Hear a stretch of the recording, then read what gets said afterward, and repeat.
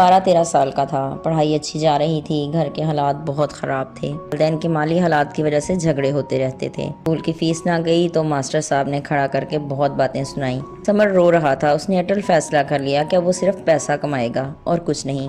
پھر اس دن کے بعد اس نے پڑھائی چھوڑ دی، وہ کام کرنے لگا، کمانے لگا، جو کماتا لا کے ماں کو دیتا۔ اس کی والدہ بھی کام کرتی تھیں۔ اب حالات اچھے ہونے لگے، وہ بہت محنت کرتا تھا، صرف کام اور کچھ نہیں، اس کا کوئی دوست بھی نہیں تھا۔ پھر آہستہ آہستہ حالات کافی چینج ہو گئے، لیکن گھر کے جھگڑے ختم نہیں ہوئے۔ پھر اس کا ذہن بہت کچھ سوچنے لگا، وہ کچھ نہیں کر پاتا تھا، کچھ چینج ہونے لگا۔ اب اس کی ماں نے اس کا رشتہ کر دیا تھا، وہ خوش تھا، اپنی زندگی میں مگن تھا۔ اب گھر کا سارا خرچ اس کی ماں نے اس کے ہاتھ میں ہی دے دیا تھا، اب وہ خود ہی سب کرتا تھا، ساری ذمہ داری اس کے سر پہ تھی۔ وہ اپنے اور گھر کے سارے کام خود کرنے لگا تھا۔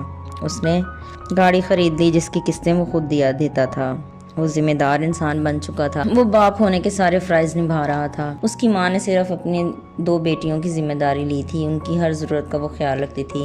سمر کی منگنی اور اس کی بہن کے رشتے میں بھی سارا خرچ وہ خود ہی کر رہی تھیں۔ وہ اسٹیچنگ کا کام کرتی تھیں، وہ سب کر رہی تھیں، اور گھر کی ذمہ داری سمر پر تھی، وہ ساتھ دیتی تھیں۔ اس کا پتہ نہیں آنے والے حالات کیسے ہوتے، سب صحیح چل رہا تھا، اور اللہ کے ہاتھ ہے سب کچھ، وہ سب خود ہی کرواتا ہے۔ اس کی ذمہ داریوں میں اضافہ ہونے والا تھا، اس کی بھی شادی ہونا تھی، اس ٹائم سے کام کر رہا تھا۔